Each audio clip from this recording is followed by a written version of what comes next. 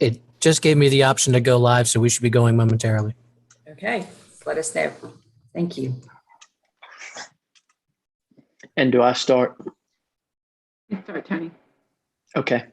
Hold on just a sec. Kevin tells us we're live. Oof. Yes, we're good to go. We're live. Super.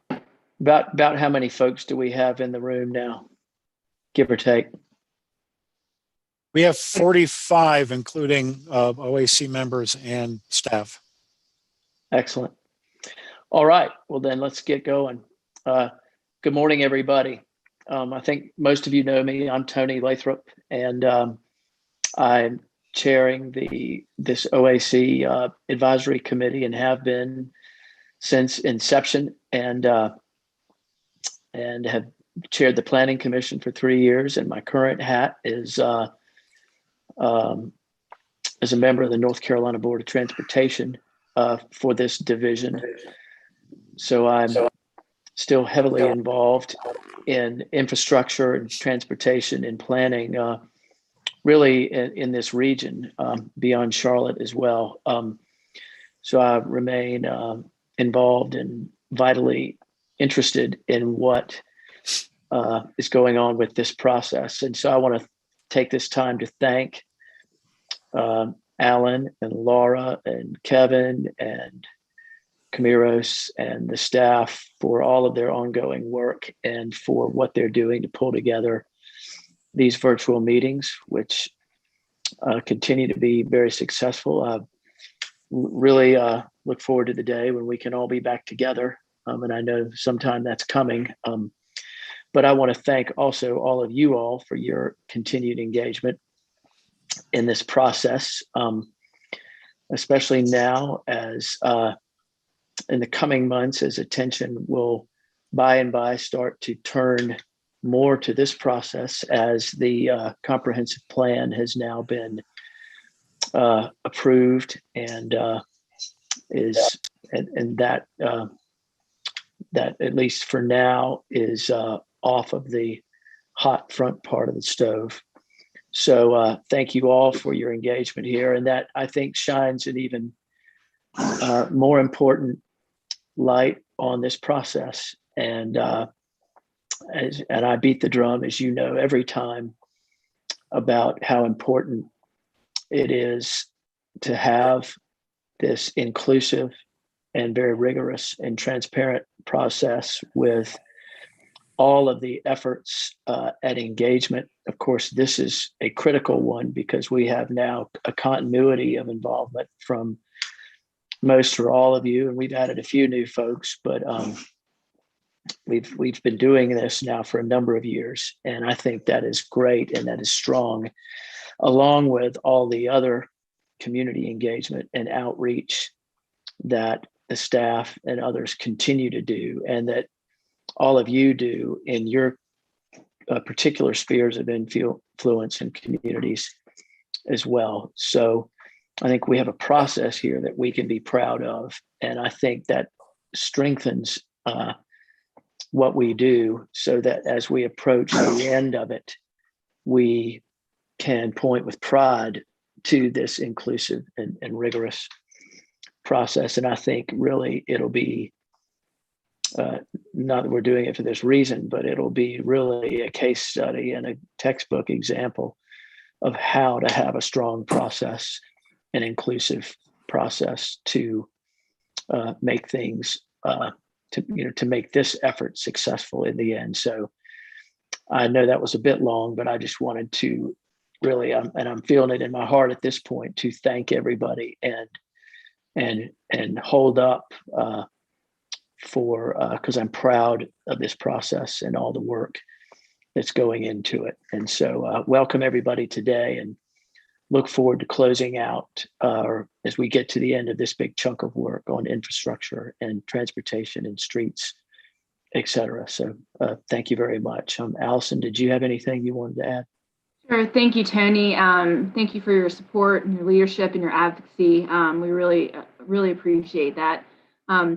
We do have a big chunk of content ahead on deck today, and we've got folks from CDOT, from Water and CATS, all here to provide support as we talk through the third presentation of subdivision, streets, and infrastructure. So thank you for your time. I think this will generate a lot of great conversation, and we look forward to hearing your feedback. A couple quick announcements.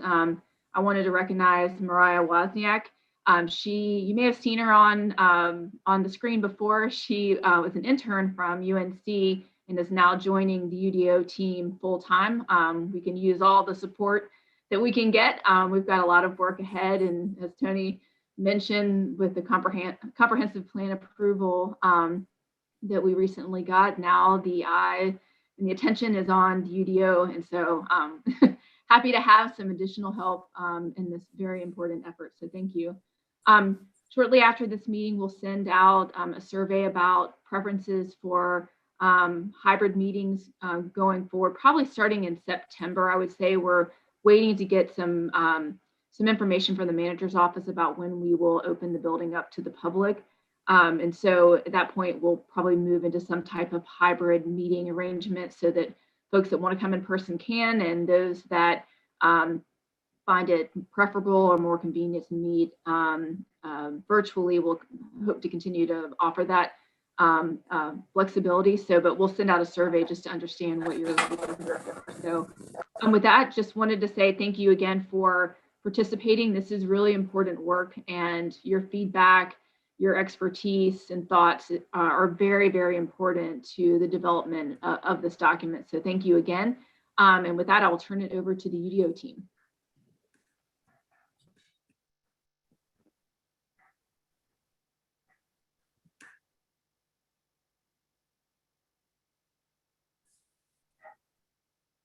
Thanks, Allison. Hopefully I've opened up the slides and you can all see them now. Today's meeting will be the third part of our discussion on subdivision, streets, and infrastructure, which we call SSI. Before we get into the topics today, we'll just do our typical housekeeping slides.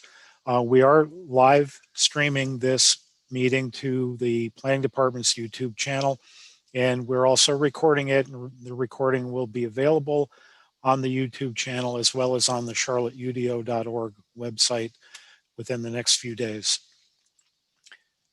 And as we've been doing all along, we will have our presentation narrated by various staff members as we go. We will ask for your comments as we go along, which you can enter into the chat, and our staff and consultants will try to keep up with the comments and questions in chat as best we can, but we may stop along the way, and certainly we will stop at the end to go back and catch up with any comments or questions that haven't been answered live during the course of the meeting. So with that, today's meeting will cover several topics, and the presentation is mainly going to be covered by our staff from CDOT and from CATS, and also planning toward the end of the presentation. We're going to talk about what else complements the UDO, what other pieces and regulatory requirements, access requirements, improvements to existing streets, off-street public paths, transit requirements, and transportation adjustments. And with that, I'd like to turn it over to Julian Burton now from CDOT, and he'll continue with the presentation. Thanks, Alan. As you said, I'm Julian Burton. I'm one of the transportation planners within the Planning and Design Division of CDOT, and I have been part of the core team working on SSI. I think you've probably seen me maybe answering a couple of questions on the previous meetings, but I'm going to walk through a lot of the content today related to SSI. And I want to start by quickly setting the stage and looking again at some of the policy support related to transportation. And you've seen this before, so I don't want to spend much time on it, but just want to point out again that the 2040 plan encourages the continued implementation of a transportation network that supports development and growth. So I won't read through all this, but you can see some of the bolded words. It's encouraging us to update the development regulations, provide efficient access, create complete streets, and increase the share of trips made without a car. And that policy framework is not tied exclusively to the UDO or specifically to SSI. There are several other complementary pieces that are being developed in parallel that we feel like it's important for you guys to be aware of. Some of these we have hinted at before or introduced a little bit before, so it's not all new, but we did want to cover them again quickly as a little bit of background for today's conversation. These are all related to transportation. There's a TIS piece getting worked on, a driveway manual, and the streets map, which you should definitely be familiar with to some degree. And all three of these pieces are going to be living in an overarching document that's called the Streets Manual. And the Streets Manual is intended to support items referenced in the UDO. It's going to be a council adopted document, and it's going to provide one resource for a lot of processes, some administrative pieces, guidance language, and some technical standards that would be separate from the ordinance code in SSI. So let's look a little bit closer at those three pieces that are going to be living within that streets manual. So the streets map, as you know, the map for the blue line and the TOD area is already adopted. There's a publicly accessible map that you can get to. And the citywide streets map is under development and will also be a publicly accessible map. For what's going to be in the actual streets manual, it'll be a description of what the streets map is, how to use it, and also some information on the amendment process and how that streets map is going to get updated. The driveway manual, that second piece, is based on an existing document that's called the City of Charlotte Driveway Regulations. And what that document does now is it provides a lot of guidance related to driveway location, access management, and also has site distance policy. And although although some of the information from the driveway regulations is going to be relocated into SSI as ordinance, a lot of the information is still going to be located in this updated driveway manual that we're working on now, which again will be within the streets manual. And then finally, TIS is an existing process, and there has long been a need to significantly update the TIS language. And the 2040 plan actually reflects that need for an update as well to create a more multimodal evaluation of transportation impacts. And I want to dive a little bit more into this because this is a really important topic and has a big impact on transportation. And so the current approach, it hasn't been updated since 2007, so it's definitely outdated. It's based solely on car impacts and assesses congestion impacts from development on the surrounding network, and then requires development to mitigate those impacts. It's implemented through conditional rezoning petitions, and also there are specific thresholds for by right development in the TOD ordinance. The updated TIS approach that we are working on now will be referenced in the UDO, but it's going to live completely in the streets manual. It's going to be renamed to the Transportation Impact Study instead of Traffic Impact Study to be more comprehensive. And it's going to be modernized to align with 2040 policy framework and some other transportation adopted policies such as Charlotte Bikes, Charlotte Walks, and Vision Zero. It will have an expanded multimodal focus, includes transportation demand management, and will apply to the UDO, to all of the UDO zoning districts. We also wanted to point out that there is going to be an additional stakeholder engagement process, mainly because this is such an important topic, and that will allow for a more focused conversation with residents and the development community. Some of you may have been involved in the smaller stakeholder group that provided feedback on the Blue Line Streets map, and we envision a similar process for TIS. So with all that background in mind, I want to transition back to requirements and standards that will be in the SSI chapter. We've already covered some of the concepts related to network and access. And if you remember at our June 24th meeting, we looked at block length and network design standards. So today I'm going to focus more on driveways and street access and then introduce a new concept, cross access. So the language in SSI related to driveways and access is intended to formalize the review and approval of new and existing driveways. There's going to be references to the streets manual for most of the driveway and access details. So that's the kind of information that's going to be retained in the manual. It's also going to reference the street manual for site distance details. As I mentioned before, there are going to be some items from the existing driveway regulations that are going to be relocated to SSI.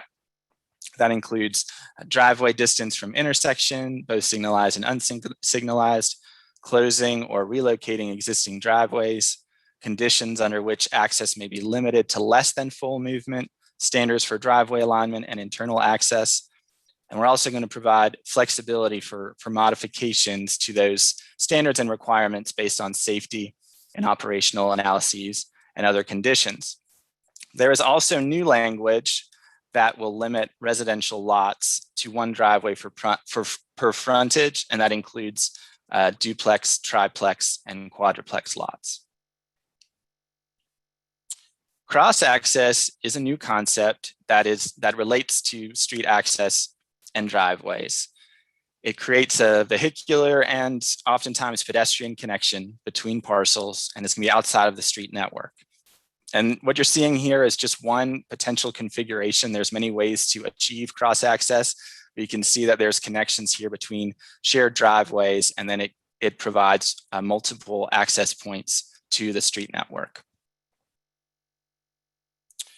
Effective cross access connections would mean that there are less vehicles entering and exiting sites because they're able to access adjacent sites through those cross access connections. So that increases safety and reducing pedestrian and vehicular conflicts along arterials. It's going to reduce traffic because there's less need or tendency for cars to exit sites to travel a very short distance when they can connect to the site directly. And then it supports a multimodal street design by reducing conflicts and removing some traffic, which will create a more attractive and safe public realm for pedestrians and cyclists. So cross access will apply when there's a subdivision, when there's a new construction or there's construction of a new principal structure, and that would be on adjacent parcels along arterials or at corners with complementary land uses. So there are some exceptions to cross access. Lower intensity residential would be exempt. And there are some other uses that are exempt, parks and preserves being one, and manufacturing and logistics being the other. So all three of those development types or place types would be exempt from cross access. And we're also going to provide some modification language that would provide some administrative flexibility. So if there were a significant obstruction between two parcels, a natural feature or infrastructure or some significant topographical differences, then staff would have the flexibility to modify or waive requirements for cross access. If cross access were to be required, then the development would create a connection between adjacent parcels that can be achieved through a drive aisle, an alley, or a service drive. Again, this image or this graphic is just one example of a configuration. If the connection is currently unavailable, for example, there's an existing site with a building on it that is already built out and is not prepared to make a cross-access connection, then the new development would provide a stub connection to that adjacent site. And if there was already a stub present for a cross-access connection, then the new development would connect to that existing stub. Another point is that it would be required that there is an easement over all cross-access connections to make sure that there's legal access. So that concludes the overview of the standards and requirements related to network and access. Now I want to discuss some more requirements and standard related to streets. So if you remember, again, at our June 24th meeting, we discussed the requirements for new streets. Today, we're going to look at existing streets and improvements to existing streets. So that's essentially going to include the streetscape, which is sidewalk and shared use path or shared use path, and the planning strip and amenity zone, and then curb and gutter. So these regulations are based on new approaches that we developed in TOD, existing requirements in Chapter 19, mostly related to sidewalks and drainage facilities, and we've taken that and refined it, to reflect place types. And place types include different forms of development and different degrees of intensity. So the regulations and standards are scaled to reflect those differences. And the regulations are also refined to reflect street types. So requirements along an arterial street may not be the same as they would be along a smaller local street.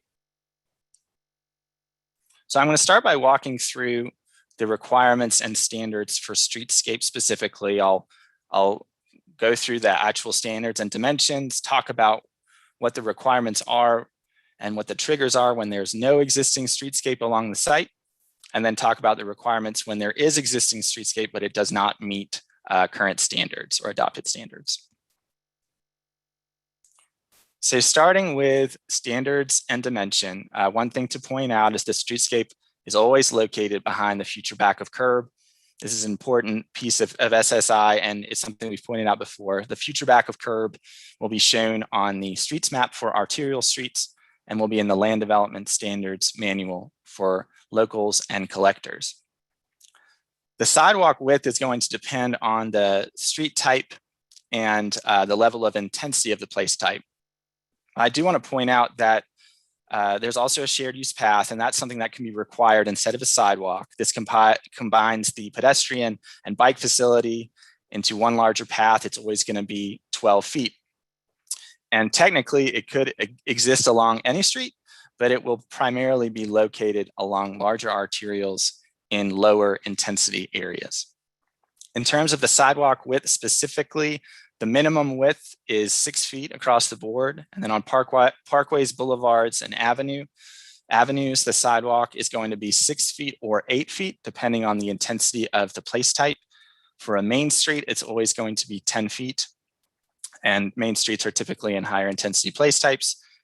And then for locals and collectors, again, it's 6 feet for lower intensity place types and 8 feet for higher intensity place types. For the planning strip or amenity zone, the facility is always 8 feet. The planning strip is grass with trees, and amenity zone is hardscaped with trees also. The determination on whether it is a planning strip or an amenity zone is going to be shown on the streets map for arterial streets, and it will be in the chapter for locals and collectors. One note is that amenity zone is going to be more likely in a higher intensity place type. So there are several on-site actions that will impact whether or not a development will be required to install or update streetscape. So the top two, if subdivision or construction of a new principal structure occur, then streetscape will need to be brought up to standard regardless of the existing conditions, unless they qualify for an exception or modification, which I will get to. But there are 4 other on-site actions that could trigger streetscape improvements, and those are scaled based on the degree of those improvements. So those include a change of use or a change to a transportation intensive use, which is a new concept that I will get to in just a minute. Expansion of an existing building, meeting certain thresholds, additional parking that would require sidewalk connection, and outdoor dining. So some overarching exceptions. Most development in the N1 place type would be exempt. And then if there is a funded CIP project, then the developer would likely be required to contribute to the CIP rather than install the improvements. So I mentioned we have a new concept for transportation intensive uses. It's somewhat related to change of use. If you remember, change of use is something that's already being used in TOD and defined as a change from one major land use category to another. So an example would be a change from an industrial use to a commercial use.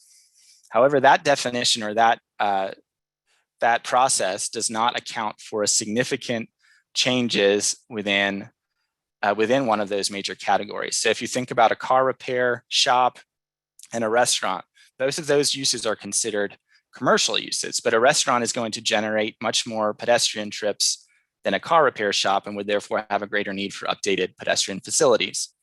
So the change in SSI would potentially require improvements under certain conditions for a change to a transportation intensive use like a restaurant, as well as a change of use between those major categories. And that, again, that is in order to account for the multimodal needs between different uses between the same category.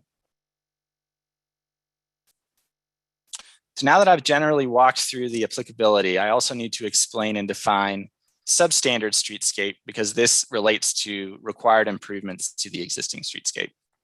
So the concept of substandard streetscape is it's a hybrid of standards in Chapter 19 and in the TOD requirements. And what we've done is refined that to reflect all place types. It applies if either sidewalk or planning strip is substandard. And substandard is defined as a sidewalk or shared use path that is greater than 2 feet under the standard width, or a planning strip that is less than 6 feet.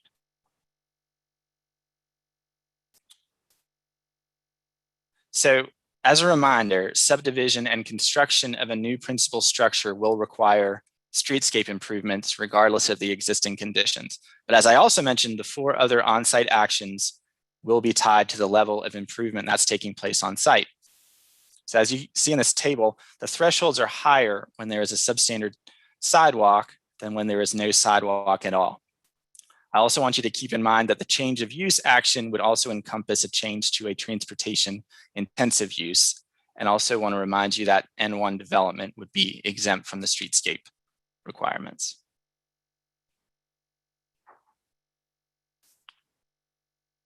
There will be language that allows for modifications to the requirements and the standards. These are similar to administrative approvals in Chapter 19.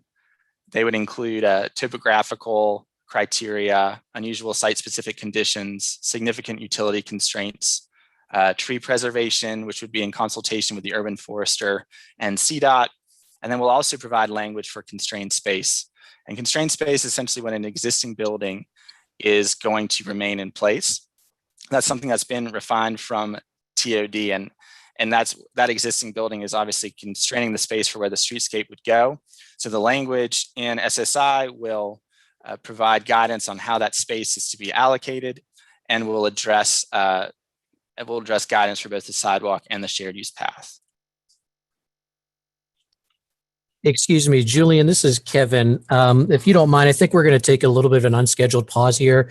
You've done a yeoman's job up to this point, and one, I want to give you a little bit of break, but two, we recognize that this is a huge amount of concepts for our OAC to try to digest. And there has been, as we expected, quite a bit of conversation up to this point.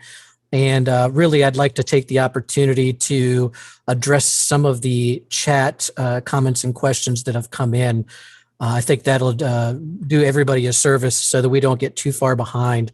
So take a little bit of a break, Julian. I'm going to rewind a little bit into the chat to start trying to unwind and address, get the group, our staff rather, to start to address some of these chat questions. So for the OAC, if you would just bear with me, obviously we've not really gotten back to you as the dialogue has been going. So I'm going to have to rewind this quite a bit. If you just be patient, we'll try to get all the questions that have come up addressed.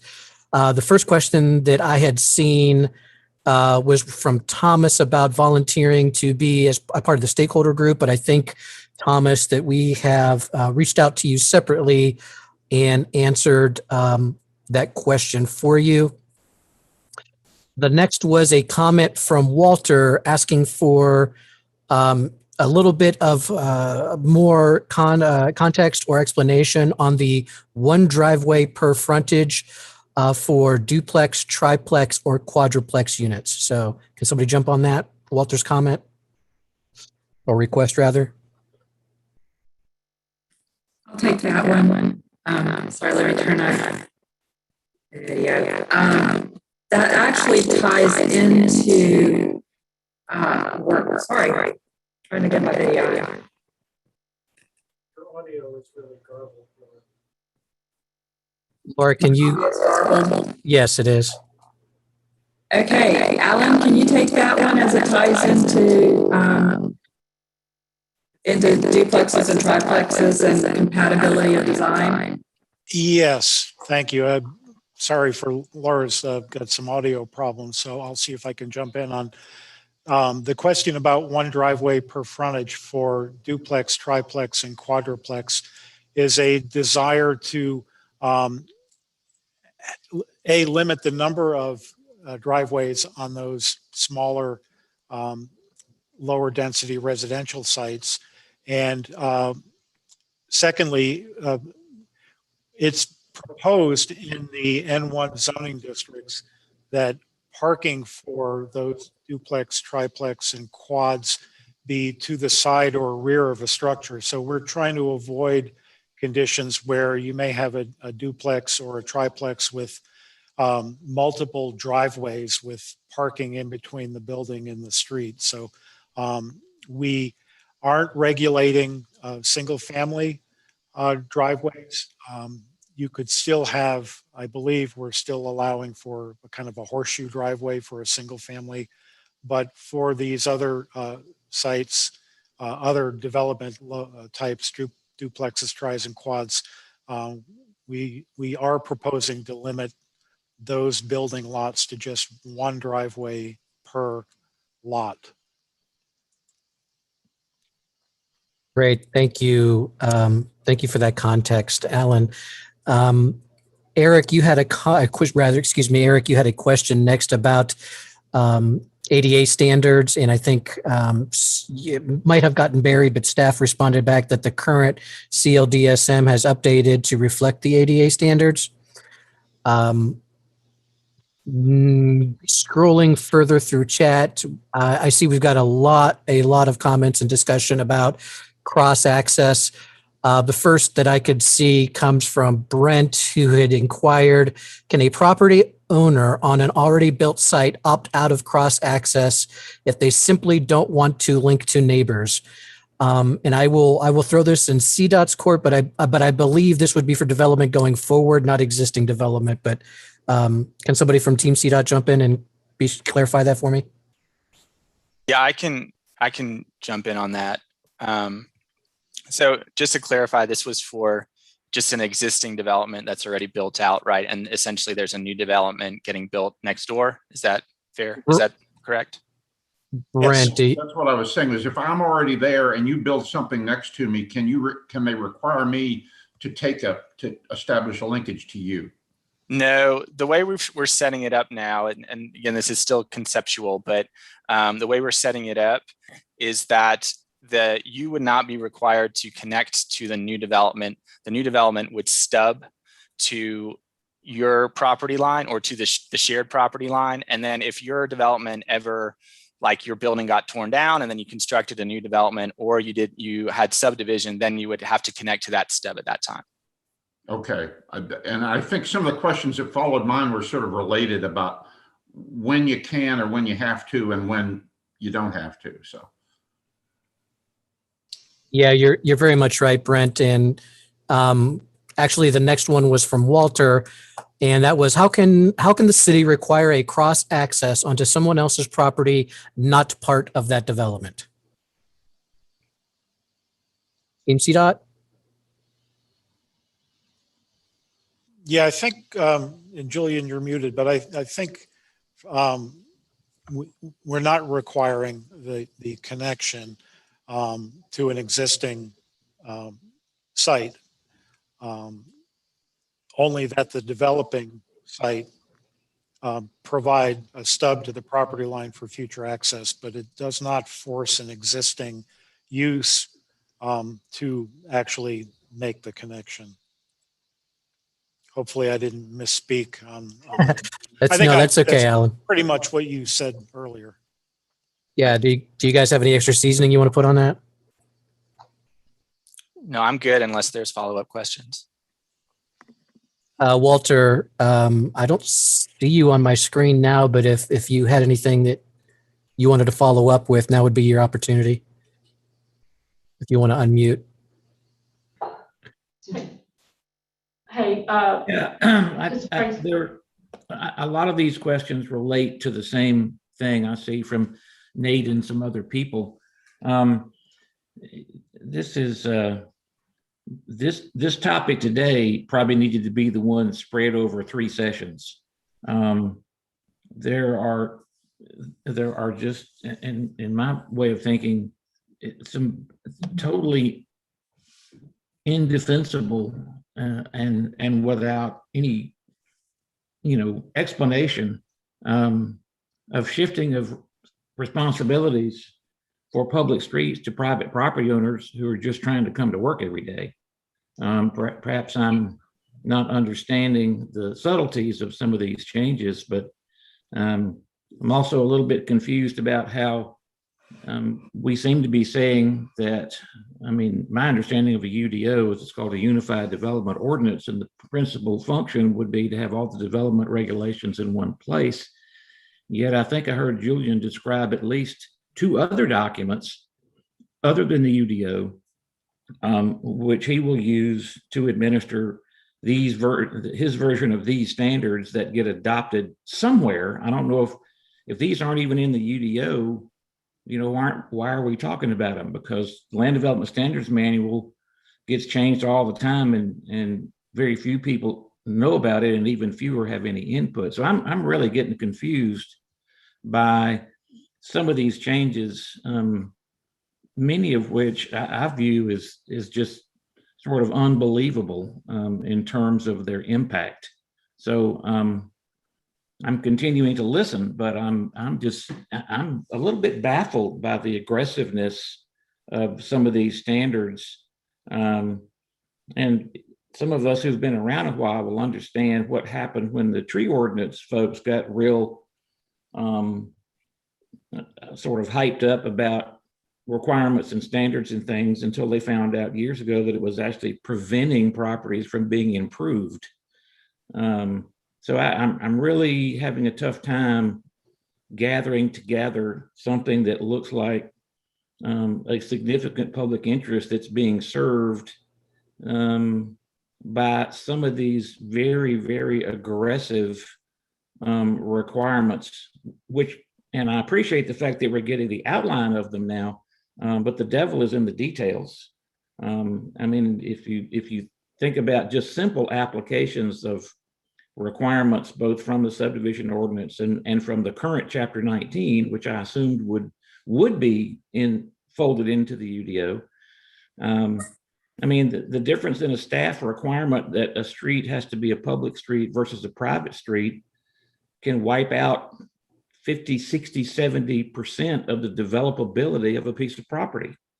And if we're talking about, as we claim to do during the comp plan process, that we're looking for infill, we're looking for more choices, we're looking for extra opportunities to improve housing availability in the city, and one staff person in interpreting an ordinance like these appear to be says, well, no, we don't want you to use a private alley or lane to serve these residential units.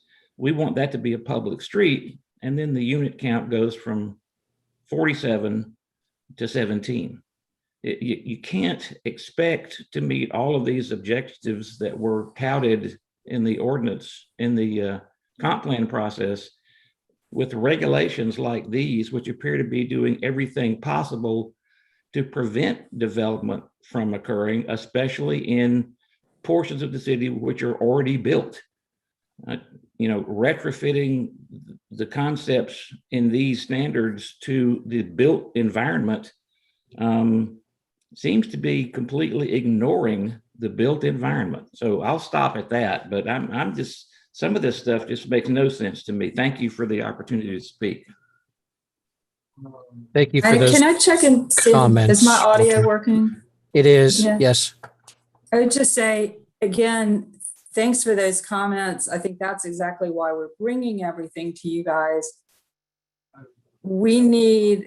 I think that was a lot of general information, please, when we send the survey out, follow up with some specifics that will be, I think, more helpful to us of where you really see the pinch points are based on what we presented. We'd really appreciate that from everyone. And, where folks like what's being presented as well as have concerns about what's being presented. Thanks, Laura. Just for clarity, this outline is great, and it really does reveal, a direction and a strategy. But this isn't the detail. And some of the stuff that Julian presented, which was very interesting and very good, he talked about, well, in this circumstance, we'll do this, but in that circumstance, we'll do that. And this thing down here, we don't know what any of that is. This is just the very surface layer that shows how these various things are going to be woven together. And I'm fine with that. I just need to understand when it says the staff will make the decision. Well, what staff? What process? Under what circumstances? I mean, I know there's a lot of transference of power to the staff through the comp plan and through these ordinances, and if that's the way it is, then so be it. But tell us what that means. Tell us what that means. And so I'll stop talking and let others get in. And again, thank you for the opportunity. Thanks again, Walter and Laura as well.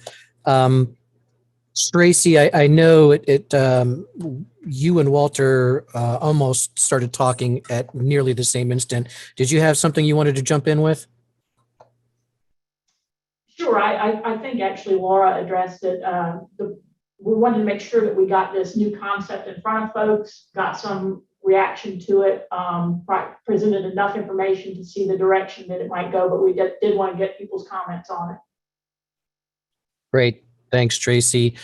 Before we go to the next question that I had seen in chat, and this is again about cross-access, I want to circle back to cross-access and something that I think came up in the discussion earlier with regard to, for lack of a better word, stub connection.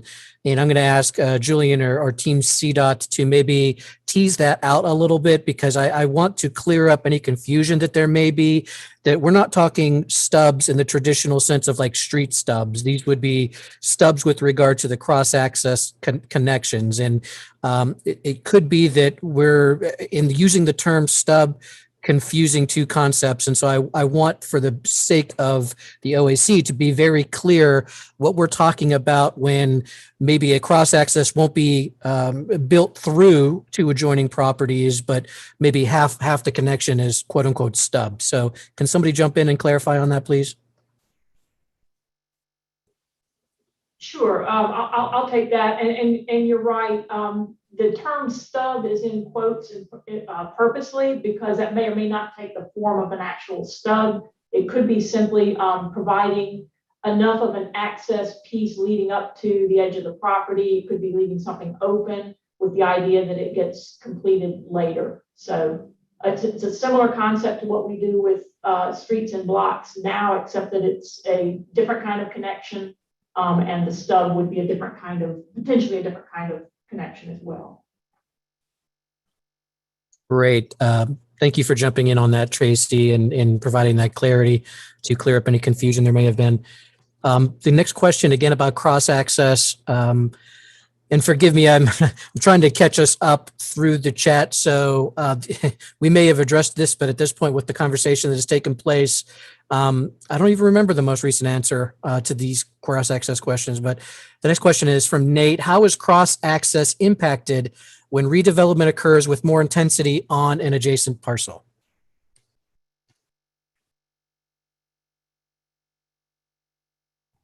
Yeah, so my question is, you showed 2 parking lots and 2 buildings, which I equate to like a McDonald's and a gas station, right? And it makes sense to drive between there. Well, as Charlotte grows and that wants to become a structured parking deck with condos, does it actually restrict redevelopment because there's a cross-access easement on that property?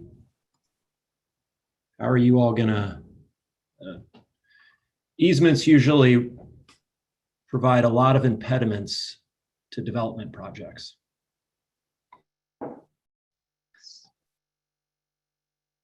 Thanks for the clarity, Nate. Tracy? Sure. I want to make sure I understand the question, but in general, just a reminder, yes, there are a lot of details and kind of how this would be implemented that we will be looking at, considering all these comments.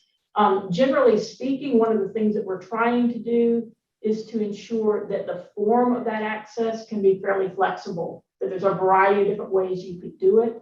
And that the easement itself is more about the being able to use it and keeping it open.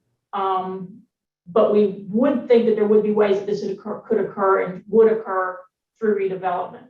I mean, the key thing is just to make sure that we're, creating, smaller forms of connections, and making sure that the street frontage is as well designed as possible and people can get around as easily as they can. So, yeah, just consider if a parcel is redeveloped, it might not have an access through it. It could be no parking on it. It could be all building, and so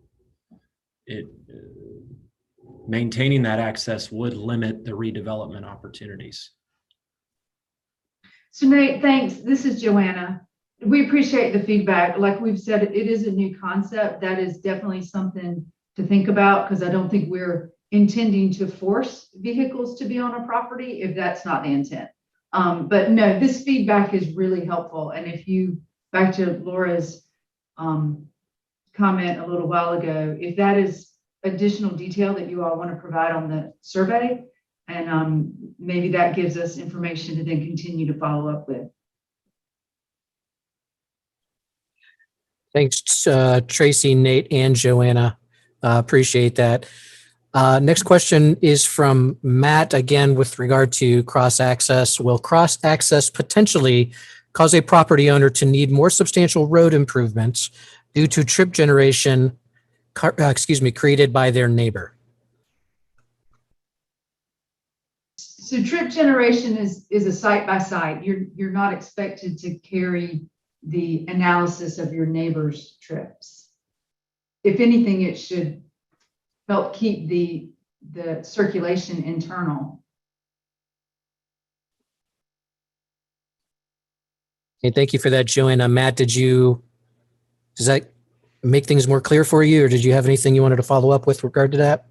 Yeah, I think that's fine. And following Nate's comment previously, I think this connection, proposal makes sense. I just think that it should be about as light a touch as we can make it, because when you start putting obligations on people, Nate's comment was about redeveloping and the site being hampered by having to maintain access. It could also apply for having to maintain access during construction or something like that, which just creates layers of complexity that I don't think anybody's intending to have happen. So perhaps just sort of the,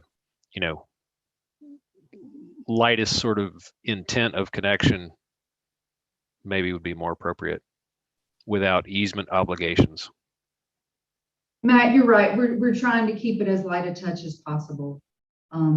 So, once again, the feedback is helpful. You all are giving us things to think about, and the more detail you can provide us, the better. Thank you, Joanna and Matt. The next question I see here is from Eric, and I'm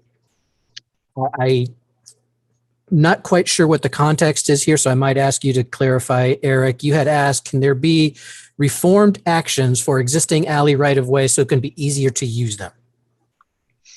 Yeah, Kevin, I just was, from my experience in neighborhoods, the older neighborhoods that have these right-of-way alleyway access, usually developers find them to be really difficult to do the abandoned right away and then dividing that in two. And, sometimes they don't even touch them. Like there's a townhome development across the street from where I'm living, and they're not even going to bother using the right of way because of the previous project. There was too many loopholes to jump through to actually use the right of way access. And with this cross access change, I was just wondering if there's any thought of any way to simplify, take away some of the pain points from the, and I know this is only a small portion of probably the Charlotte's, developable areas that actually have these right-of-way, alley right-of-ways. But if there's anything we could do to make those simpler or encourage developers to be able to use them without being a hassle or take up time, I think that would be useful for maximizing that right-of-way space. Great. Thanks for providing that context, Eric. CDOT, do you have any thoughts on Eric's ideas?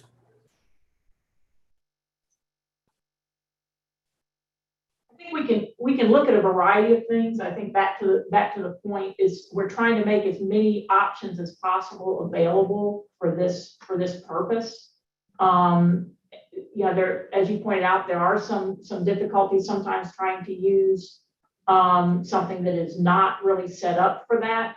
But certainly we would look at alleys in general, drive aisles, or other types of things, other types of approaches to try to get this kind of accessibility. So we can look closer. Thanks, Tracy. And I think we've actually tolling through our cross-access questions for the time being. We have a question here from Thomas. And this seems to be, again, outside of cross-access and more towards maybe streetscape. Will compliance with Chapter 19 be made to now apply to single-family infill?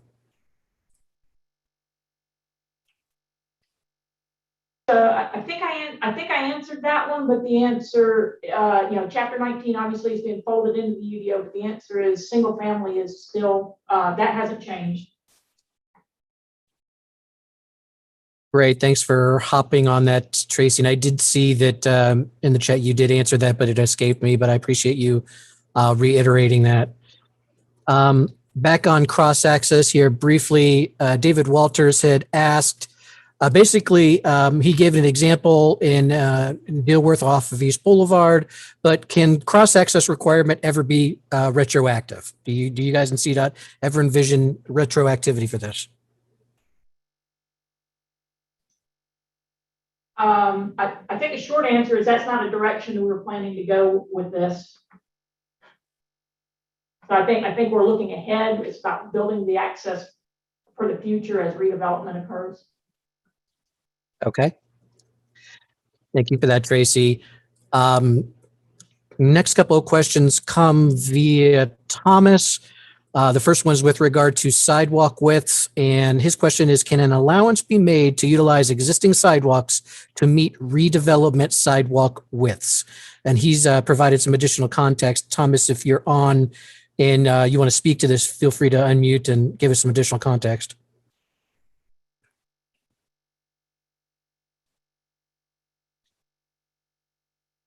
Okay.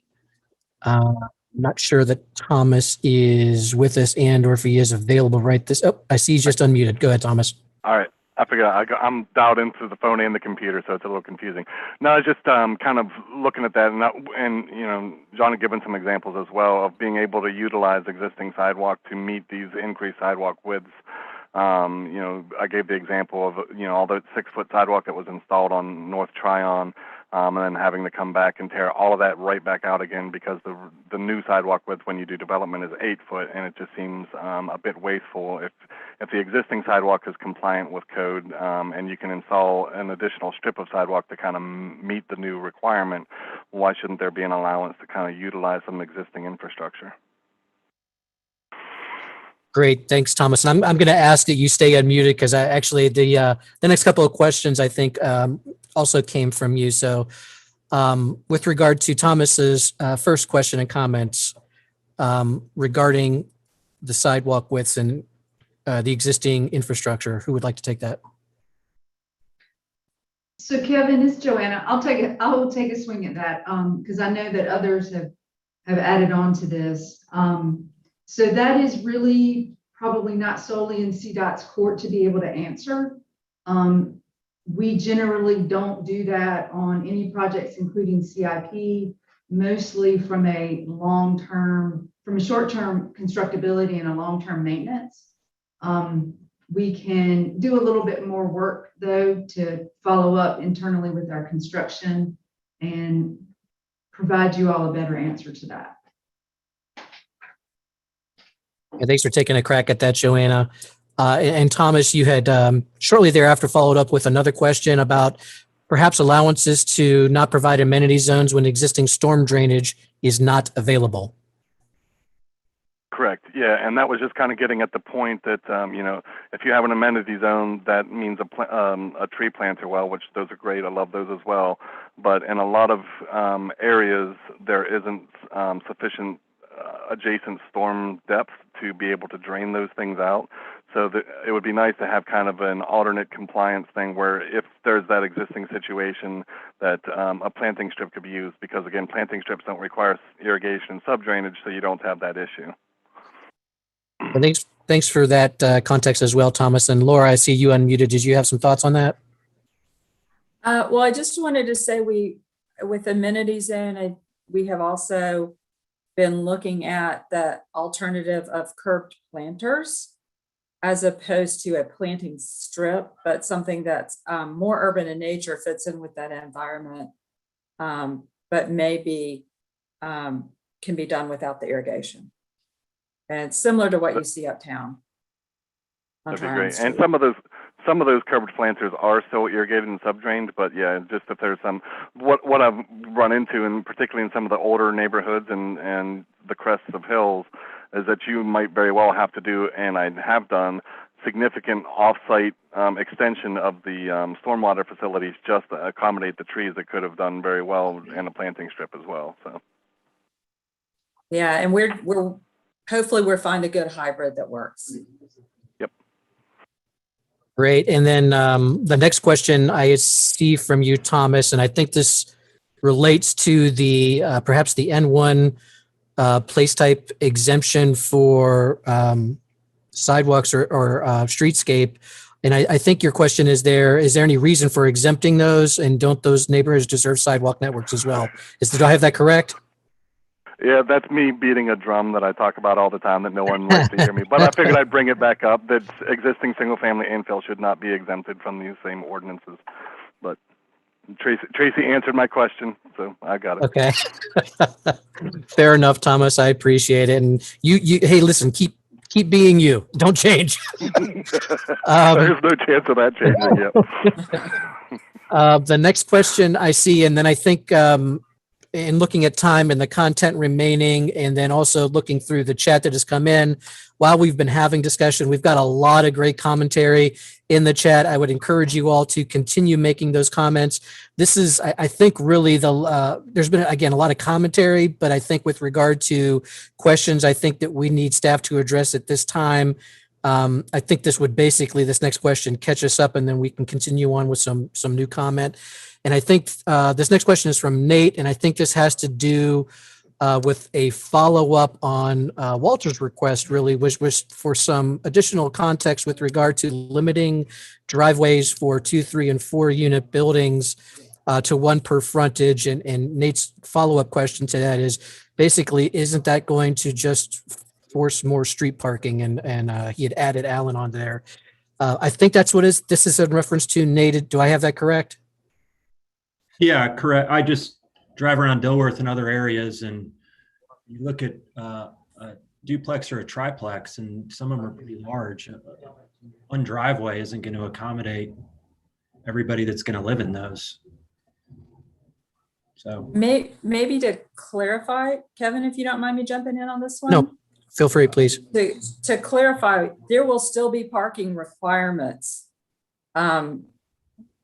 So a single driveway, you're right, it's not going to be like a single driveway to a unit. You would have to provide the amount of parking required either to the side or the rear of your unit, of your units, of your building. So we want to have like a duplex have a parking lot? That doesn't seem. It wouldn't necessarily be a parking lot. You could have a couple of spaces in the back.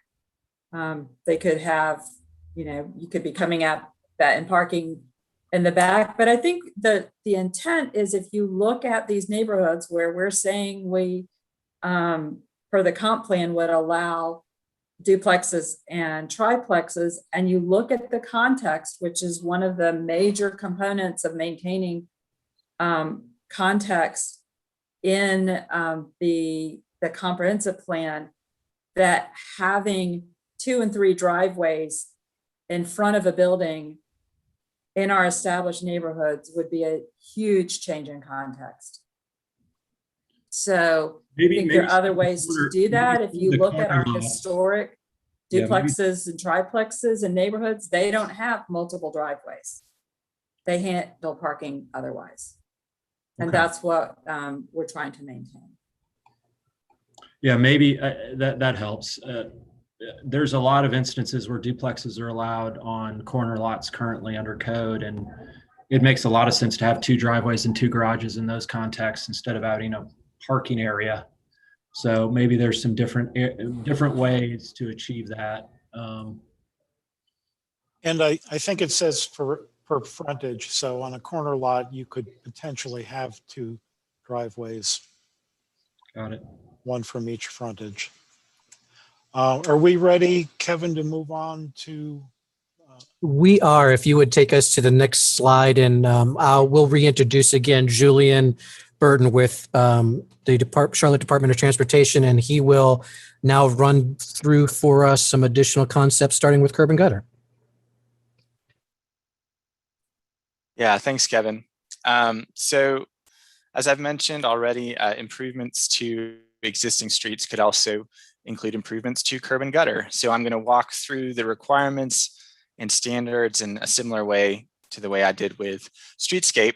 I will go over the actual standards and dimensions. I will talk about the requirements when no curb and gutter exists. And I'm going to introduce another new concept for relocating curb and gutter.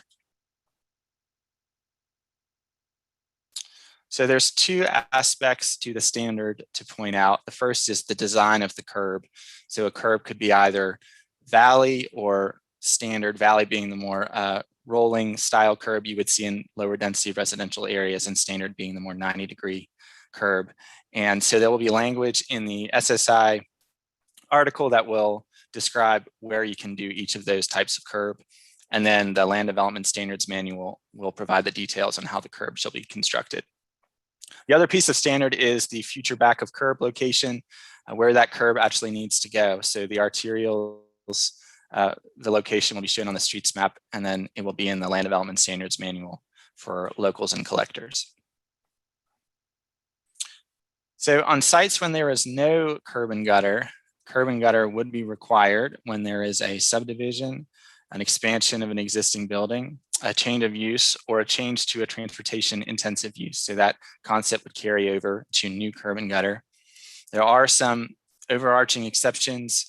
If the building is less than 25% of the total area, curb and gutter may not be required unless it's needed for drainage, and that is a carryover from Chapter 19. There is a funded CIP project, then the developer may be required to contribute to that CIP project rather than install the curb and gutter. If they are NCDOT streets, then CDOT would be working in coordination with NCDOT to determine whether or not curb and gutter would be required. And then lower intensity residential development would be exempt. So we're introducing a new concept for the relocation of existing curb and gutter under certain conditions when the curb is not in the future curb location. So the purpose is to provide some clarity and predictability for incremental street improvements to help implement multimodal streets alongside CIP projects. So moving the curb is making space for bicycle facilities, for center space, in some cases for on-street parking, and it just creates a more systematic approach to building a multimodal network. It's not an entirely new concept. Currently, development could be required to relocate curb and gutter under TIS requirements, under conditional rezonings, or through driveway plan approval. But it is a new requirement to apply it to by right development, but it's important to note that the requirements would be scaled to reflect the project and the location. So the on-site actions would matter. What you're doing on site, the triggers would be a subdivision, construction of a principal structure, or significant expansions. But it would also be dependent on where the project is located and what type of street the project is on. So higher intensity place types, you could be required to move the curb on any of the street types, but for lower intensity place types, you could only be required on arterials. And the other piece that would factor in is how much frontage you would need. So there would be a frontage threshold that would also trigger whether or not you would need to move the curb. Lower intensity places would have a higher frontage threshold than higher intensity places. So that would mean you'd have to have a larger project in lower intensity places in order for it to trigger a relocation of the curb and gutter. We also have some exceptions. We've made an effort to make sure there's adequate flexibility for this requirement.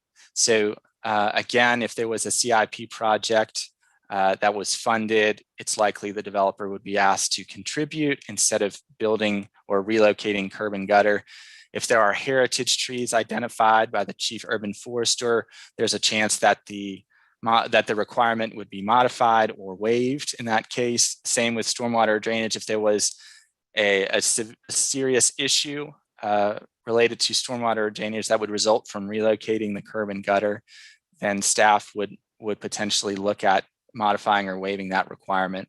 And then also if the cross section can be safely and effectively provided in the interim. And what that means is if the existing curb and gutter is close enough to the future curb location that the cross section can function safely, then staff could make that determination that the curb can stay where it is for now and then would get relocated potentially with a CIP project at a later date. We will also have some modification criteria. This is similar to what we have brought up for other requirements in SSI. This is administrative authority to modify or modify requirements or standards, and that the criteria related to curb and gutter, which is similar to streetscape, would be topography, unusual site-specific conditions, significant utility constraints, and that would be approved by CDOT in consultation with planning. One thing to note is any exception or modification that would allow the curb to be located either where it is now or not in the future curb location would not override the future curb location from the streets map, and the setback would still be measured from the future curb location, even if a modification was approved. And with that, I believe that I'm going to be handing this over to John Howard with CATS to talk about some transit requirements, unless we're taking another break. No, go ahead, John, if you would take us through some of the transit requirements. Sure. Good afternoon, everyone. Again, I'm John Howard with the Charlotte Area Transit System. And before I jump into some of the details about CATS-related UDO standards, I just want to give you kind of some context around citywide goals as transit relates to the comp plan. So one of the goals, of course, is to make sure that residents have good access to essential amenities, goods, and services in the community. And part of that is having access to transit. But to do that, you have to make sure that you provide safe and equitable options for that. And that includes an integrated system of transit, bikeways, sidewalks, shared use paths, and streets. And also we want to make sure that we increase the mode share of walking, biking, and transit in that overall goal structure. And then lastly, just to improve our existing mobility hubs with lighting, make sure that they're safe, they're accessible, with covered seating. So that's kind of how transit kind of integrates with these comp plan goals. So the first item I want to talk about is the rapid transit reservation language. As you all know, the corridors are adopted by our MTC and applied to those areas within a development. And within the transit corridor reservation areas, we don't want buildings. We could allow surface parking, open space, recreational areas, again, structures that don't impede the construction of the future corridor project. As far as the periods for reservation, properties that are not zoned urban center or TOD, the reservation would expire after 18 months of land development approval. And for properties that are zoned urban center and TOD, the reservation would expire either with the city acquiring title to the transit area, or if the MTC rescinds the corridor alignment, which I would think the number one would be most applicable. And this graphic just shows the bottom left in particular, what that reservation area could look like. You see on the left-hand side, the two light rail vehicles. That swath or that reservation area generally is about 70 feet or more. That's what we've done on Blue Line and Blue Line Extension. And the Silver Line, you can see the purple highlighted corridor area there. Again, we're designing and planning along the corridor right now, but it's not a funded project yet for construction. So that's where it'll be probably most applicable to have that reservation for Silver Line or other future corridors. And moving into bus stops and amenities, the purpose, of course, is to make sure that we improve access to those routes and also improve the amenities around the bus stops and waiting areas. So if you have an existing CATS bus stop, we want to make sure that we get that updated to meet ADA standards at least. The top right picture, you can see we have this occurrence throughout the city and the county where we have a stop, we don't have a safe landing spot, if you will, for the riders. No concrete pad there. So we'll make sure that we get those updated to at least meet the minimum ADA standards. And if you're putting in new development and we would require a new CATS bus stop, it would be applicable to new non-residential development, mixed use, multifamily, or townhouses if you're located along an MTC adopted transit line, or if you meet a minimum number of daily trips. And also, if there's an existing line, if you're within a quarter mile, then we would not require an additional bus stop at that location. And any new CATS stop or amenity needs to be designed per CATS standards. Bottom right picture shows kind of a typical diagram of what that CATS standard would look like. And we've got a variety of different standards for different applications and contexts. So that's just one that shows at a minimum a pad for the egress and ingress, and also from the sidewalk, and also a pad for a future shelter and a bike rack. But again, depending on the context, that could be more, it could be less than what you see on that picture. And those will be reviewed by CAT staff. And again, we'll look at which application makes the most sense for which area. And if you're a non-CATS bus stop, then we will make sure that it's located behind the minimum setback line and no negative impacts to public safety and meet all the site distance requirements. And there will be exceptions, of course. Not all sites are flat and have plenty of room. So if you have steep slopes, or if you have site distance issues with intersections of streets or driveways, or just in general unsafe conditions for vehicles or pedestrians, those are the places we will look at and then adjust accordingly for those conditions.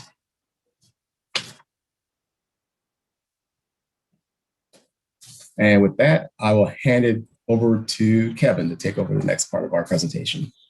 Thanks, John. I appreciate it. I appreciate all of the content that both you and Julian before you have presented. And I'm going to jump in here, OAC members, and kind of take us down the home stretch, so to speak, and talk to you a little bit about off-street public paths and what we're terming transportation adjustments. And so with off-street public paths, they serve as the public pedestrian or bike connections. Examples of these would include transit trails, greenways, and off-street trail connections. These would be required for a new subdivision and for a new principal structure, except for a new principal structure that is single-family, duplex, triplex, or quadruplex. You'll see in the photos here an example of a greenway, but also we struggled to find this initially an example of an off-street trail connection in the wild, so to speak. I believe this example, those two bottom photos, come from the Spectrum Apartments in South End off Hawkins. And if I've got that wrong, I'm sure Alan can correct me. In this particular instance, this off-street trail connection is used for multiple purposes. You can kind of see on the bottom left photo there that it's kind of got a rolled curb and it's got cross-hatching, on the street. And that's because in this particular instance, this off-street trail connection also serves as a fire access point for the building and for the rail trail. But I do want to point out that while this is an example that we have currently in our city, this isn't necessarily what an off-street trail connection would typically look like going forward as they're developed. And with that, we'll drill down a little bit more into each of the types of different off-street public paths. So first, I want to talk about transit trail. An example of a transit trail would be the rail trail along the Blue Line. We would require an 18-month reservation when the corridor is identified on a council-adopted transit trail plan. That reservation would begin upon land development approval. For greenways, an example, some of you may be familiar with the Little Sugar Creek Greenway. That's one example. And again, there'd be an 18-month reservation period required when the corridor is identified on an adopted Mecklenburg County Greenway Master Plan. Again, that reservation would begin upon land development approval.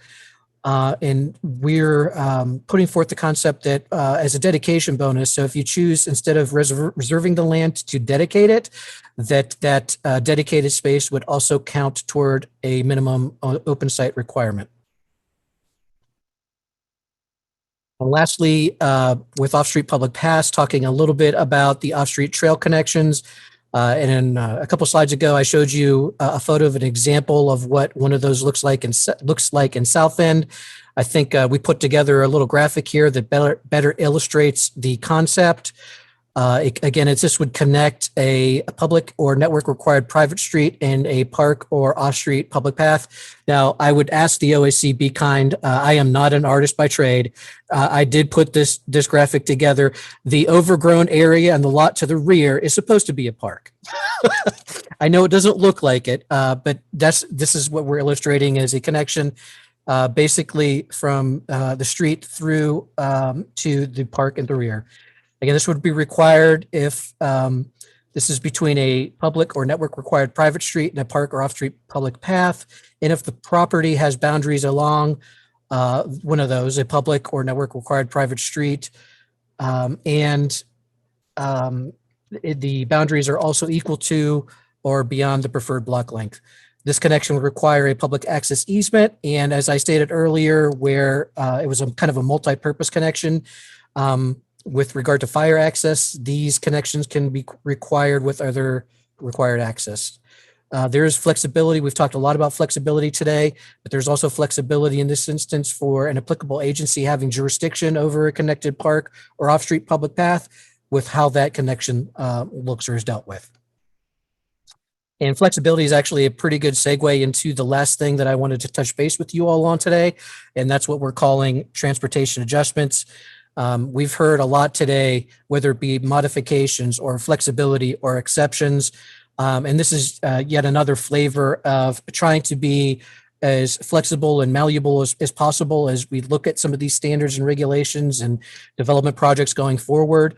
What I would say with regard to specifically transportation adjustments, there's two key tenets that I think are important, and that's the relation of the standards or requirements to a project's anticipated impacts and whether those requirements or standards are roughly proportional to those anticipated impacts.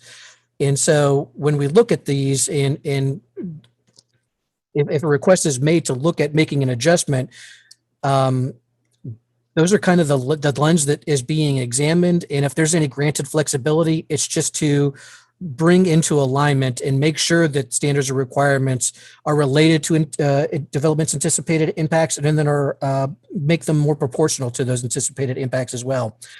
With this process, the decision makers for this process would be director level, And appeals for any decisions made through this process would be available to go to the Board of Adjustment.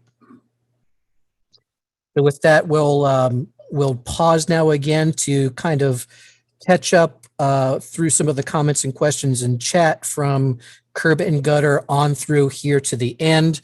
Of course, I've been presenting for this last little bit, so I'm not sure I'm completely up to date with everything as at in the chat, but I will do my best, starting with, I think the first one that I see that maybe has not been addressed yet. This is a question from Nate. And it's a question, is CATS or CDOT transitioning to mobility hubs as discussed on other large projects in Charlotte? And that kind of is a cross-pollinating question, so I'm not sure who wants to jump on that. I can start off. I think, yes, that will be a goal depending on location.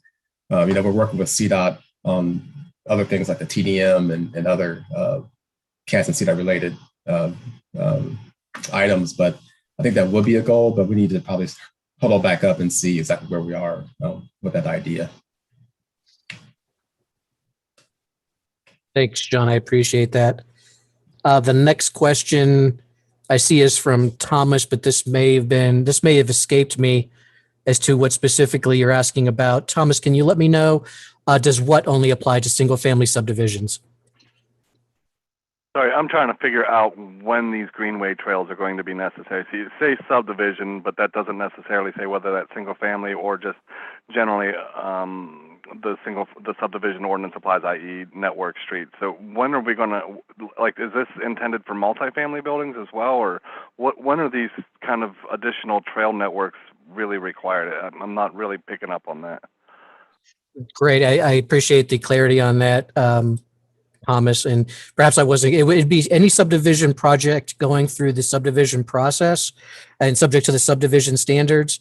So if that, whether that be a single family development or multifamily development, if it's going through that subdivision process and subject to those standards, the requirements would be picked up. Josh, I think I had communicated with you, but I'm not sure whether you're on here or not. Do you have anything further to add to that? Not sure Josh is with us. Oh, sorry, with us. I couldn't find my mute button. No, you covered it. It's whether or not the ordinance is applicable, and then we'd look at the maximum block length. Great, thank you, Josh. The next question I see here is from Eric, and the question is: could a right-of-way or easement be used for single-family multiplexes? Just to keep the space open for the city to put in the path. So Eric, I think I understand your question, but I'm going to ask you to jump in. Are you saying, is the question, do these have to be built out or can the space just be set aside? That's kind of what I'm getting from that question. Yeah, I guess it was just because those are exempt from it and just trying to figure out ways that I guess you would just apply and purchase the right of way from each of those properties if a new greenway path was designed or I was just looking because that was exempt and I just don't want to create these missing gaps, but I guess that probably would be handled on a one-on-one basis and worked out, but just to keep it from obstructions, I guess, being built like ADUs or something, that would then block the trail. Gotcha. Thanks for that. I appreciate it. And you're right. I don't know that I've got an answer for that in this instance, but I appreciate the comment. And certainly I think it's something we'll think on. Block lengths. Thomas, I see you've got a couple of comments and questions in here on block lengths. I want to say it was the last meeting, Thomas, that we talked about block lengths, so I can send along some follow-up information for you to look at. Although I do see that Nate has also added some commentary to Thomas's question. But then I see also Thomas, you had a question. Would these exemptions also apply to trails? Do we have to start building bridges for trails? Go ahead, Sarnes. I'm sorry. Sorry, I was just going to say, yeah, so, with block lengths, one of the bigger reasons that we don't necessarily comply with them all is multiple crossings of a stream, so environmental things. So I'm trying to see if this is intended to start making us hit all those block lengths by setting up all these pedestrian bridges, which are, several $100,000 a piece to do. Particularly if they have to be accessible, which all these greenway systems will need to be accessible, I'm assuming, so. Right. Thank you for that context. Laura, it looked like you were getting ready to chime in. Oh, I was going to say, and maybe ask CDOT to follow up. I don't think the intent is with these trails to have to cross a stream, but I do think understanding that bridge issue, and that we put that very same thing with streets, obviously. But that is probably something we need to follow up on for our team, and saying, hey, if you have to cross a stream and your connection is not going to get you to the trail, how do we deal with that? Or if there's a topo issue or something along those lines. Right. And yeah, go ahead, Kevin, if you've got more to add to that. No, I was just going to, I know you had mentioned it, and I know certainly it's a follow-up for our team and something to think about, but you did mention that maybe CDOT might have some thoughts to throw at this. So does anybody with Team CDOT, Tracy, Joanna, Julian, you have anything that you'd like to add to this? Nothing really to add. As Laura said, we'll just do some follow-up, look closer at this. It certainly isn't the intent. Great, thank you. Matt, with regard to, you have a question with regard to the public access easements. I take this as for the public access easements as part of the off-street public paths. Specifically, how will liability for injury be reconciled? Do I have that correct, Matt? Are you referencing the access easements for the off-street public paths? Right. Yeah, I just, hate to be a Debbie Downer, but just when there's a compulsion to require, private property owner to allow the public to get onto their property, I think there's a door that gets opened, and it's just something to think about. Sure. Appreciate that, and the additional context on that, Matt. And I think it's no secret I am not an attorney, so I'm not going to. And I didn't stay at a Holiday Inn Express, so I'm not going to try to play one. But we do have some staff from the city attorney's office with us here today. So, Bobby, do you have any? Bobby Sullivan, if you're with us, do you have any thoughts that you might want to throw in response to the issue that Matt brings up?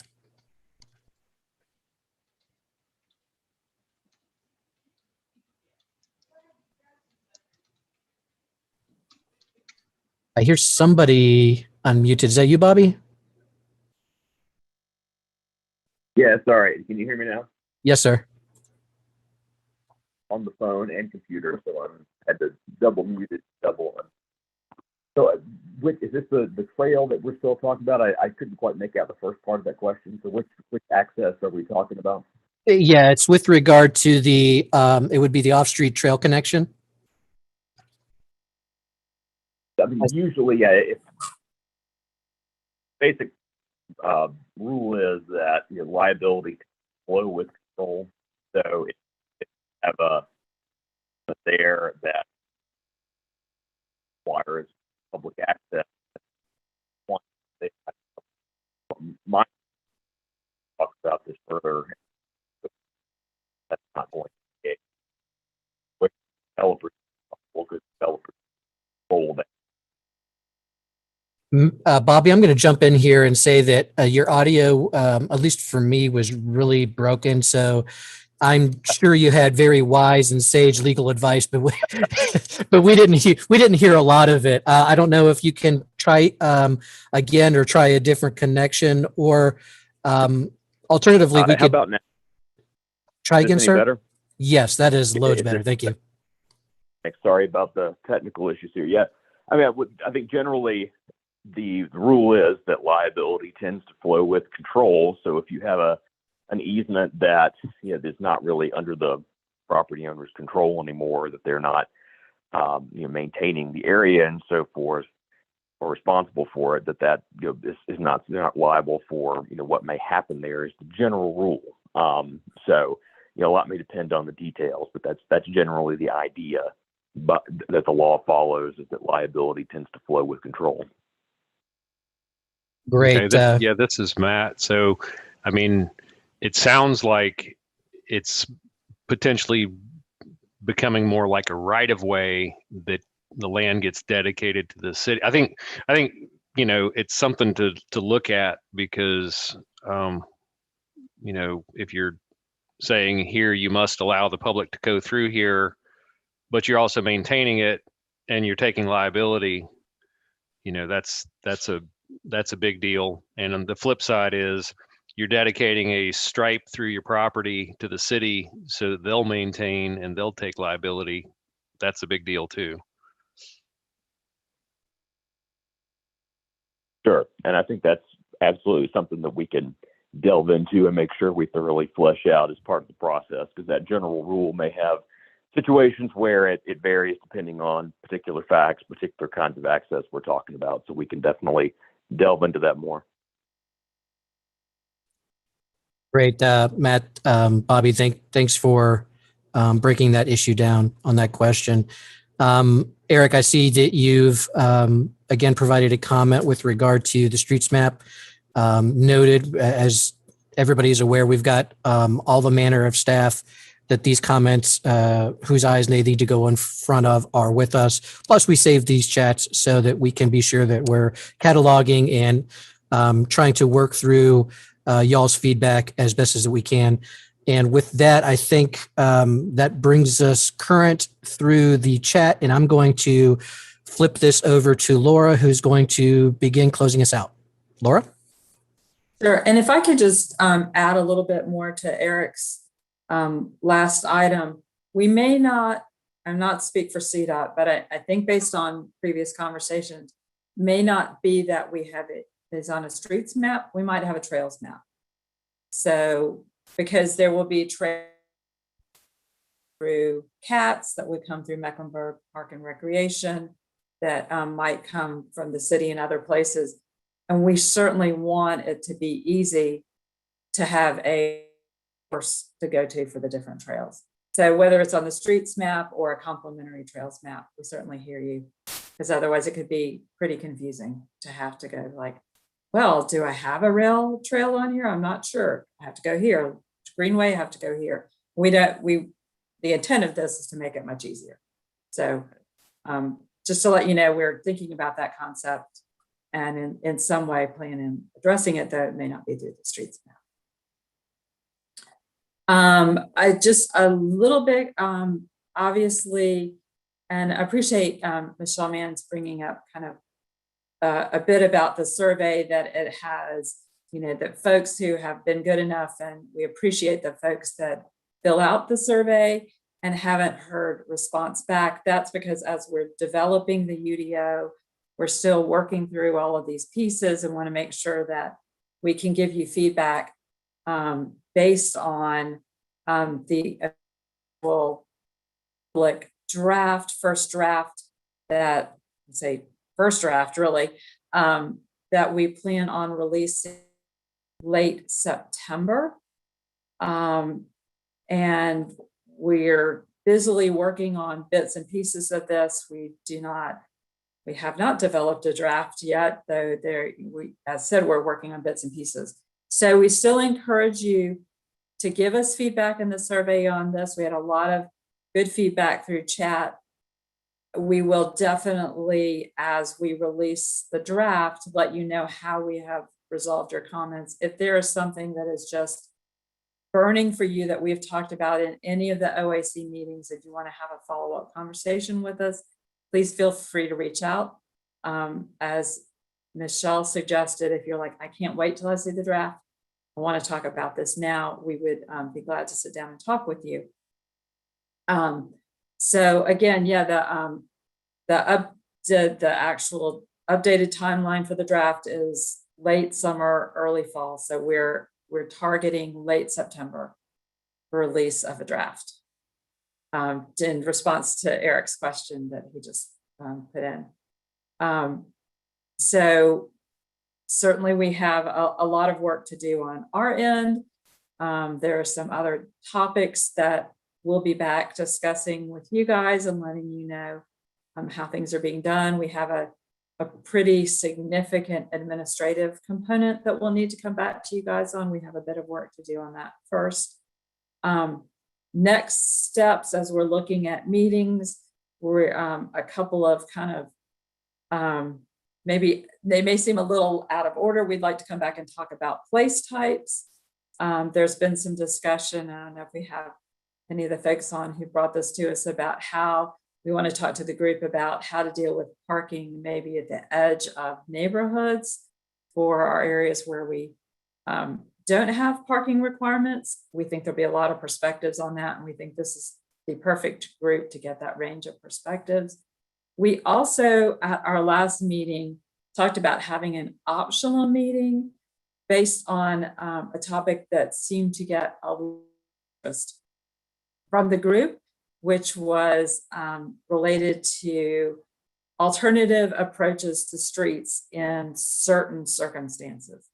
So are there different types of streets in certain circumstances? Do we always have to use the standard type streets? If so, what are those circumstances? So we had great conversation last time, seemed to be a lot of interest. And to be honest, we had 2 people respond to us saying that they were interested in follow-up conversation. So we want to know if there is additional interest in that based on the conversation last time, because we'd be glad to have a chat if there is. But again, if you can contact Alan, we may reach out to some folks that were very active in the chat to say, hey, we didn't hear back from you. Do you want to be part of this conversation? So that's where we are. We'll be back probably with regulars talking about, yes, Eric and Dick, thank you for your quick volunteering. We'll be talking about the administrative component, how that will all work. Probably we'll be looking at August for that. So stay tuned, watch out for emails from us. And at this point, I will turn this over to Allison. Excuse me. I'm sorry, Laura. I just wanted to, before we pivot to Allison, interject and say that Walter's got his hand raised. So I'd like to recognize him and ask that he contribute with what he's wanting to speak on. Walter? Thanks. I appreciate it. In the waning hours of the comp plan review and adoption process, it's my recollection that the planning staff through the director indicated that he was adding a component missing from the comp plan to the UDO process, and specifically that some sort of cost analysis or economic analysis or cost benefit analysis was going to be conducted, not in the comp plan, but in the UDO process. We've talked today about a lot of changes in regulations, which I believe at small scale to large scale, starting from a single family homeowner all the way up to the biggest developers in town, need to understand when that is actually going to be done. I appreciate the revised schedule about portions of the UDO being available in September. That's delightful. But I'm wondering where between now and then the analysis promised by the planning director to those who are worried about the economic impacts of this, when is that going to occur? I mean, we've talked today about lots and lots and lots of changes and lots of shifting of responsibilities and therefore cost, and adding impediments to redevelopment or even renting a space in a building. It strikes me that some of those on their face have significant cost implications. And as our former mayor, Patsy Kinsey, often said, it's not what you read, it's the unintended consequences of what you read. So bottom line to all that would be, when between now and September are we going to see or participate in or be part of this economic analysis. And it's my understanding, and Allison can correct me if I'm wrong, that there are already contracts and people working on some of this economic analysis, but it seems to be sort of cloaked in mystery about what's actually included and who's going to be involved and so forth. So bottom line of the question, we're looking at stuff today which has significant implications on its face for additional cost or additional restrictions, and therefore reducing the profitability of everything from vacant land to a neighborhood shopping center. When will that economic analysis be done? Thank you. Thanks, Walter, for that question. So Laura and I just met with the consultant yesterday to talk about the schedule. And so, I mean, really, he can't do an analysis when the draft isn't available. So the idea is that upon issuance of that public draft, that's when the work will begin. An important part of that process, and I don't think that you were involved in the TOD economic analysis, but there are a number of developers, some that are on this call, that were involved in that.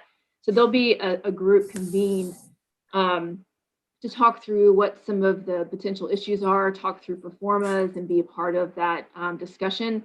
And so we also want to wait until those participants have had a chance to digest the document and be able to contribute to that discussion. So I would say that work would begin in September with the issuance of the draft, and would continue probably through January is what we're planning for right now.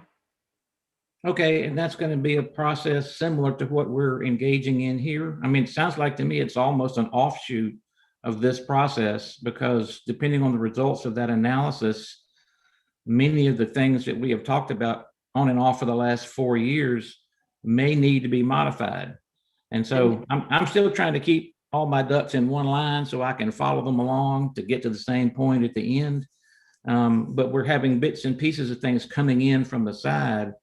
And as much conversation as there was during the comp plan process about any lack of economic analysis or cost benefit or anything else, then I'm looking for when that comes back into the conversation, because if there's a cost benefit, I don't know what you're asking your consultant to do. I understood, in fact, there were 2 different contracts, perhaps, maybe not.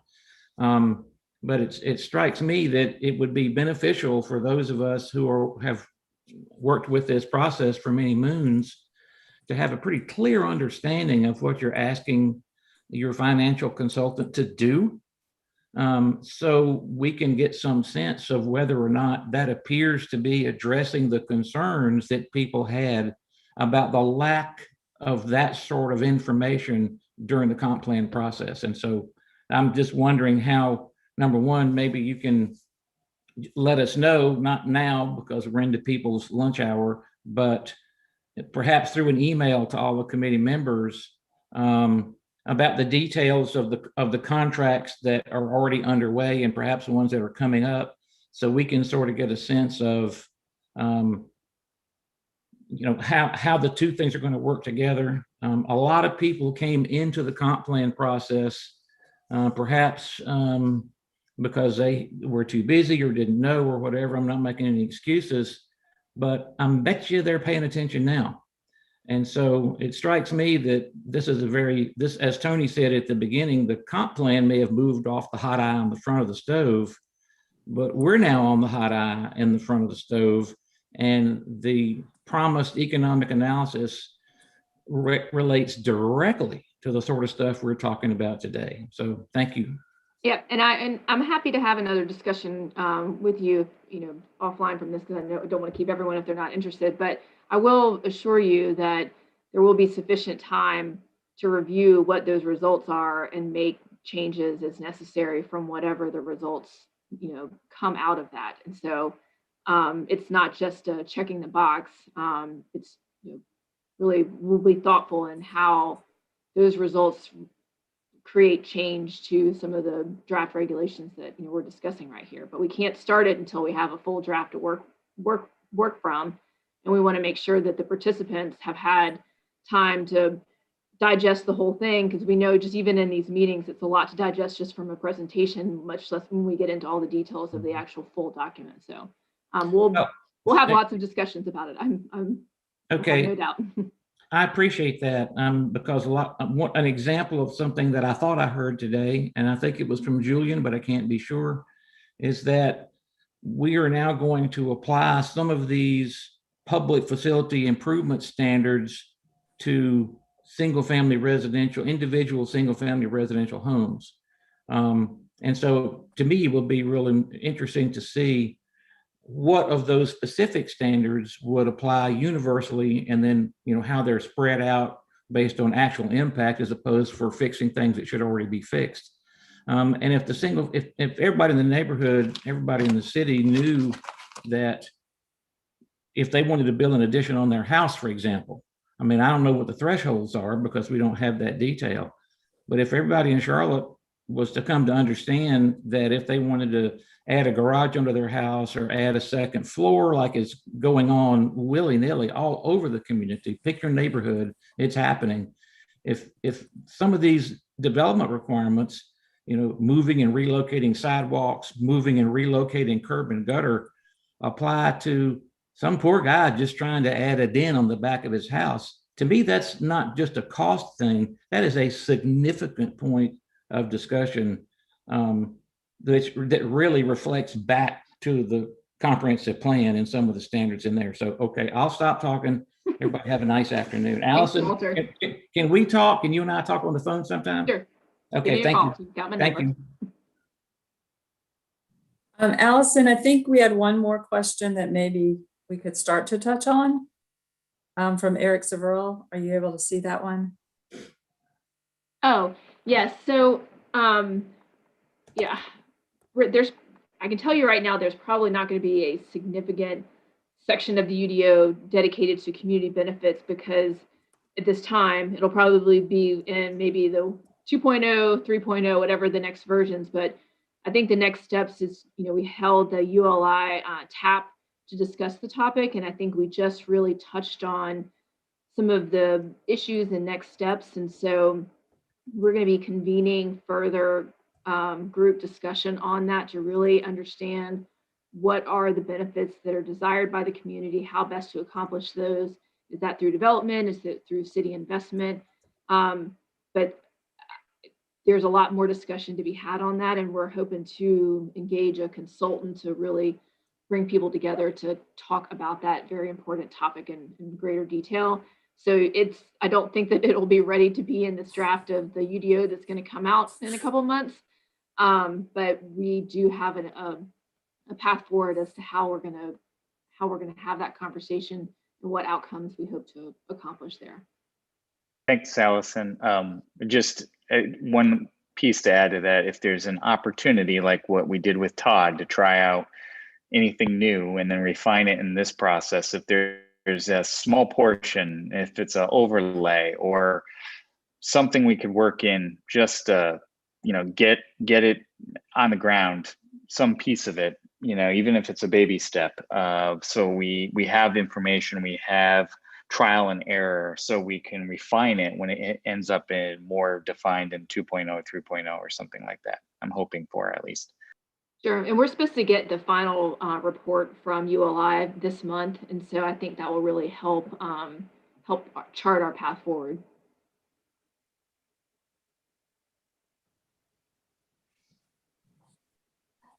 All right, well, I guess are there any other questions, Laura? Checking, let's see. Now, I do think that Tracy did clarify that the lower density single family duplex triplex lots will continue to be exempt from many of the transportation standards. So that may be something that was hard to catch during the presentation today, but just to clarify that so people don't leave the room worrying that the guy adding the den on the back of his house is going to have to move a curb and put in sidewalk. So, but that's it. Just want to make sure everyone had seen that chat response. Well, thanks everyone. And as Walter said, and Tony as well, the UDO is now the topic du jour. So really appreciate all of your feedback today. I mean, there is a lot to cover here going forward.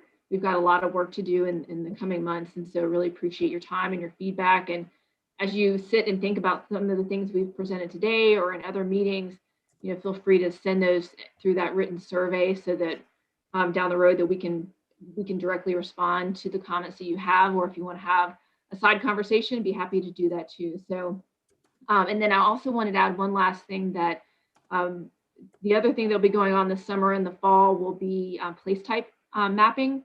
And so as that engagement kicks off and we start to get dates as to when and where those events will occur, we'll make sure this group is copied on that so you can participate in that as well. So, but thank you today for all of your input and feedback, and it's great being on the call today with our partners, CDOT and CAT. So thanks everyone, and we'll see you hopefully soon.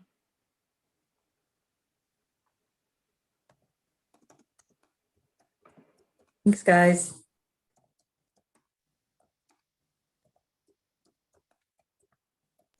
Have a good day, everybody. Thank you. Thank you.